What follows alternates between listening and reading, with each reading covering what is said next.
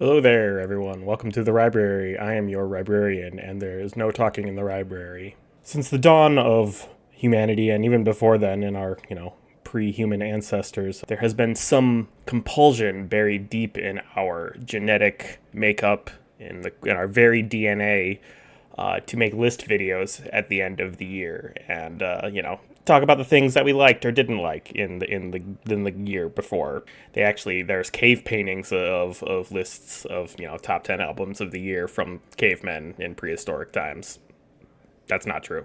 I am no different, and I love making lists and watching list videos and that kind of thing because I'm a weirdo. So as we approach the end of the year here, I'm going to be doing a couple of these list videos. I'm not sure exactly what ones I'm going to be doing, so I'm not going to announce anything other than the one I'm doing right now. But probably some kind of favorites of the year thing. But what I'm going to talk to you about here today is my top 8 disappointments of 2025. What are the books that were most disappointing for me? Now, to be clear about what I mean by this, these aren't my least favorite books of the year by any means. They're not even books that I necessarily even dislike, all of them, although a couple of them I do dislike. They're just books that didn't match my expectations for whatever reason. And I'll, go into why I had certain expectations when I talk about each of these. And I'm going to rank these in order of how disappointing they were, meaning how big was the mismatch between my expectations or my hopes and the actual experience that I had. So we're going to start at number 8 with The Croning by Laird Barron.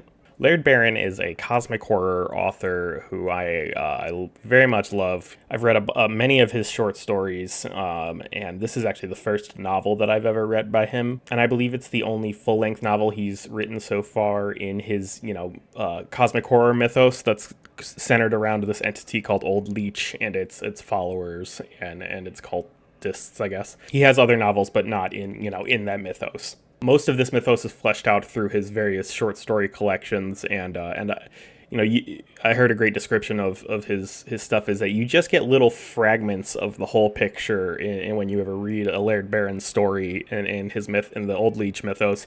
Yeah, you're just getting a fragment of the story, and it's kind of fun to piece together what's going on. And so I was very excited to read The Croning because I'm gradually getting a sense of the mythos and the important figures in it. And this book did deliver that. It did give a somewhat bigger fragment of the picture in terms of his mythos and the story around it. Unfortunately, the reason that I thought it was kind of a disappointment was because it didn't really bring anything more to the table than just a slightly longer, uh, fragment. Yeah, it really just didn't, elevate much above the level of one of his short stories. I appreciated it in the way that I would appreciate, reading another short story from his mythos, but it really didn't give much to sink your teeth into beyond that. It's not like something that stands on its own as a great novel, I don't think. And so it was a bit of a disappointment in that way. But still, yeah, I really enjoyed it. I always love his stuff. It's very nightmarish and sort of surreal, and I like it a lot. At number 7 on my list of most disappointing reads of 2025 is Service Model by Adrian Tchaikovsky. Yeah, if you've watched this channel before, you know that I love what I've read of Adrian Tchaikovsky so far. Children of Time and the sequel Children of Ruin. This is actually the first book that I've read from him that's not part of that series, so I was very excited for it. I also, read this as part of a book club, so I was excited to, get my friends into Tchaikovsky potentially. But yeah, unfortunately, this wasn't quite what I was hoping for. I did like it. It had a lot of the sort of big idea stuff, in here that I expect from Tchaikovsky and that really, draws me to him. But it was honestly kind of boring and kind of slow and didn't really have one central thing that it was about. It's more just like sort of a series of parables that follow this robot called Uncharles and his interactions with the world. Uncharles is a valet robot who once he accidentally or somehow kills his master, he leaves his home to go get repaired, and then goes on this odyssey across this world that seems to be falling apart. It's maybe not quite fully post-apocalyptic yet, but it's on its way there. The marketing and the impression that you get from looking at this kind of makes you think that this is going to be like a fun murder robot book, and that kind of is how it is for the first 10% of the book. And then it gets very heavy and very philosophical, and I like those things, and I love those things about Tchaikovsky, but it really wasn't what I was in the mood for in this particular instance. I chose this because I was in the mood for a fun read, and it's not that. It's pretty sad actually, and it deals a lot with like lack of purpose and lack of meaning, and each of the like kinds of segments that comprise this book, there's like a handful of like parts that like little sub stories that where you follow on Charles on part of his journey. Each of these sections has its own sort of like message or like idea that it's gesturing at, and those are all interesting, but none of them are super well fleshed out, so it's left feeling sort of unsatisfying. I do want to do a full review of this book because as with any Tchaikovsky book, there's a lot to talk about in here. There's a lot of ideas, and they deserve to be discussed more fully at length. But just suffice it to say that, it was not the experience that I wanted, and even the experience it delivered felt sort of half-baked. Number 6 on my list of most disappointing reads of 2025 is Slewfoot by Brom. This is a dark fantasy, maybe sort of horror book, depending on, where you draw that line, I guess. But yeah, it's a book by Brom, who is a visual artist and who has, in recent years kind of branched out into being a writer. And this is my first book that I've read by him. He did this painting on the front, and there's paintings inside from the book, and they are all incredible. Whatever else there is to say about this book, the actual art he created for it is phenomenal. This is a story about a young woman basically accused of witchcraft in colonial New England, and and she kind of calls on this entity called Slewfoot to help her out with that situation. I love like colonial like witch trial stuff. I love folk horror. The Witch by Robert Eggers is my favorite horror movie, so this kind of thing can be very much what I want. Unfortunately, it was just kind of a mess to me. There was some really good stuff in here, but it didn't tie together particularly well or in an interesting way. And the role of Slewfoot, the creature that she sort of summons, Abatha is the main character this on the cover here, is kind of confusing, and didn't really care that much about it anyway. I think that you could cut maybe the Slewfoot element out of this and just have it be this story about this girl who gets accused of witchcraft and that kind of thing, and it would have been a better story. But yeah, this is, disappointing. Not because I particularly had any expectations for Brom as a writer, but just because it's the kind of thing that I really tend to like a lot, and it just, was not very good. It's okay. It's worth checking out. It might be, like, some people love this book. My friend who I buddy read this with liked it a lot, so maybe give it a shot. Number 5 on my countdown, my most disappointing reads of 2025 is Men at Arms by Terry Pratchett, the second book in the City Watch arc in his Discworld series of 40 plus books. This is comedic fantasy that takes place in his Discworld, his world that is a disc, and follows this ragtag group of City Watch guards in the capital city of Discworld called Ankh-Morpork. I was really pretty enamored with the first book in this series called Guards. It had a really funny kind of core thing going on in its story, and just had really charming characters, and that does continue into this, and there's some good new characters in here. Unfortunately, the mystery itself each of these books kind of is a sort of, case that these guards have to solve. The case here wasn't very interesting or compelling, and the central thing that it's about, I feel like you could have done something really interesting with, but there wasn't much interesting done with it. And that was a real bummer for me because, I read this right after I read Service Model, and I'm like, okay, I wanted something fun and I didn't get it out of Service Model. I'm going to go read this to get something fun. And it was kind of fun, but it was also just like not that interesting, unfortunately. And I'm going to still continue reading Discworld books. I probably will continue with the next book in this particular arc, but, regardless, I'll read other, well-known Discworld books just to get different elements of the world and that kind of thing. But yeah, Man-at-Arms not as fun as I was hoping for.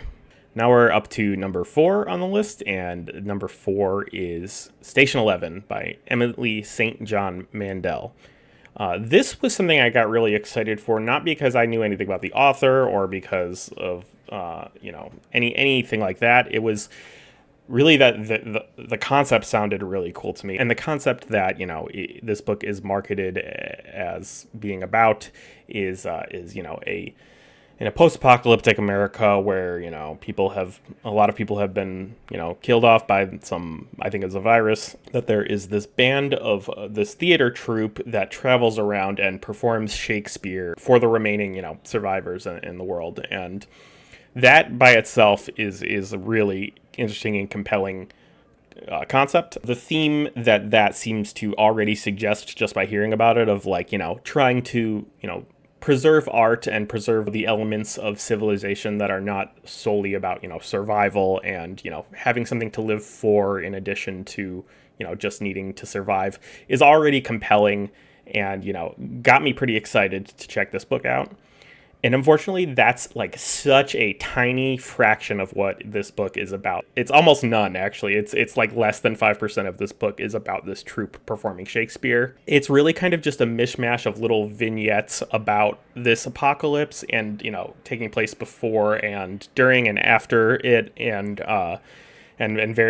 following various characters. I couldn't even really tell you what it's about. It doesn't seem to particularly be about anything. It's just little, scenes, and the scenes are pretty good on their own, and it's clear that Emily St. John Mandel is a good writer. Prose level writing here is really good, without question. But it just was so disappointing because not only was this not about the thing that it purported to be about, this, a troupe of Shakespearean actors in post-apocalyptic America, it's not about anything else either. If all you are looking for in a book is some really nice scenes and some nice character stuff that frankly doesn't actually resolve into anything, it's just little glimpses of characters, this might be a good pick for you because it does a couple things well and then everything else it does not well.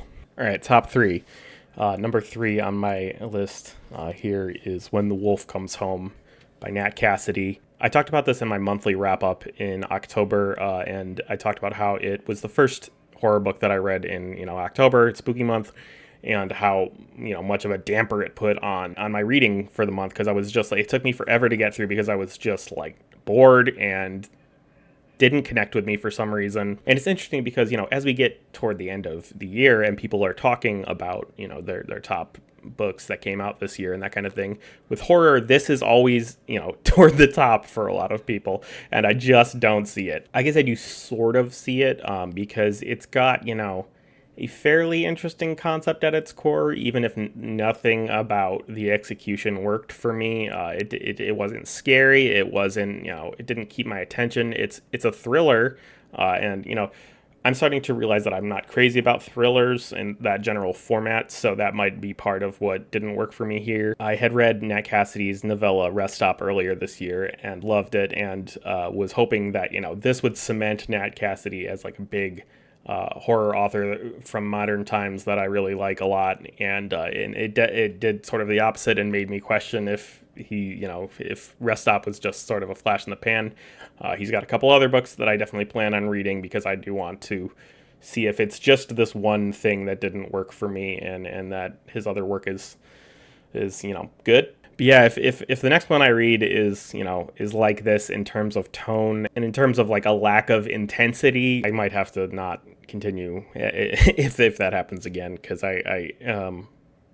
this just didn't do it for me at all. So number two on my list, and with this and with number one, they could swap places depending on the day. Honestly, these were both big disappointments for me. These top two books are the reasons that I wanted to make this video, because I was just like, they stick in my mind as big disappointments. And number two is Acceptance by Jeff Vandermeer. So I guess I'm kind of going against my own definition of what is a disappointment means to me in the context of this video for this one, because I did go into it kind of expecting that I wouldn't like it, but it is something that I consider a disappointment because the Southern Reach trilogy was something I had huge, enormous hopes for, because the Annihilation movie is one of my favorite movies from the last decade.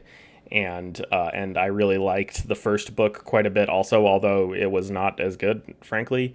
But then it just careens off of a cliff with Authority, the second book in the series, and then, it doesn't get any better with Acceptance, this third one. It's just very, very dull and like in a way that, I can't see how people find interesting in the bulk of what's going on here in this book.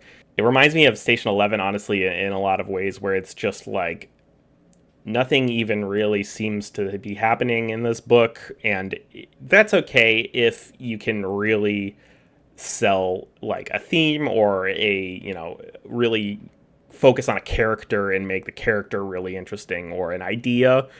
But none of that happens here. In terms of genre, like, this series should be a slam dunk for me. I love sci-fi, I love horror, I love cosmic horror most of all, and like this is, at the nexus of those things, but it's just such a miss in terms of the execution. Again, the first book, pretty good.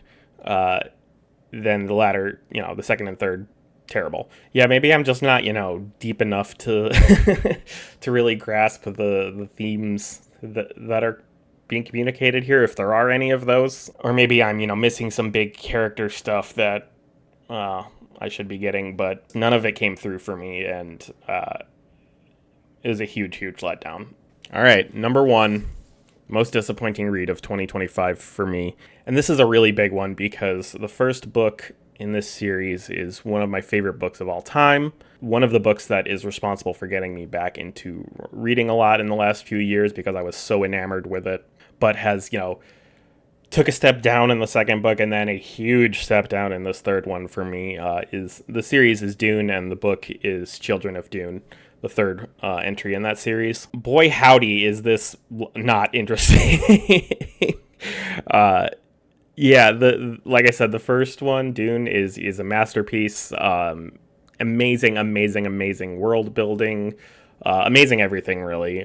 Great characters, incredible ideas and themes, just packed with them. Heady and sort of dense, but, while always keeping an eye on having a proper story that's interesting. Then Dune Messiah, the second one, I think is great in the trajectory that it takes the story. It very much subverts what you would expect to happen following Dune. And kind of casts the protagonist of Dune, Paul Atreides, as sort of not a hero necessarily, but it also did start to get boring in that second entry and started to like lose focus, and it got really self-indulgent and heady beyond the point of being interesting and just being self-indulgent. And this is like that times 10. There's so little that happens in this pretty girthy book, and so much rambling about philosophical ideas that are really tough to follow and really have no bearing on what's going on and have no connection with the events. The core of what happens here, I guess, is sort of interesting for like 200 pages worth, But is nowhere near the level of what the first book got to. As a result of how much I disliked the experience of reading this book, I don't know if I'm gonna finish the remaining 3 books in the main Dune series. This seems to be a fairly common, perspective that the series falls off over time and gets progressively worse, more or less. There's a lot to read out there, and I don't know if it's worth it to me to continue with this series.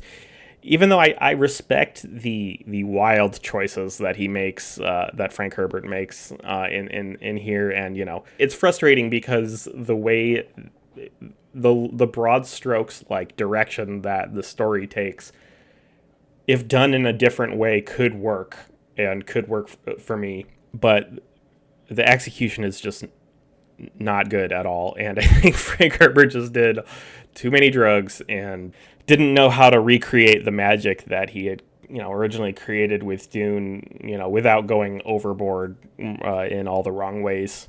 So there you have my top 8 disappointments of 2025. Sorry if your favorite book is on here or your favorite series is on here. You can fight with me about it in the comments if you want. I would love to, actually. That sounds like a lot of fun. So please let me know in the comments if you disagree wholeheartedly with any of these. I assume there's lots of people out there who disagree with a lot of what I just said, and I would love to hear about all of it. Please like this video if you thought it was cool, and please subscribe to the channel if you think it's cool. I would love that and be very appreciative. Also, let me know what your biggest disappointments of the year were, because I'm a shit talker and I like to hear other people shit talk stuff, so I would love to hear what you didn't like in 2025. And that's going to do it for this video. Thank you so much for watching. As usual, thank you for visiting the Rybrary, and you may now talk.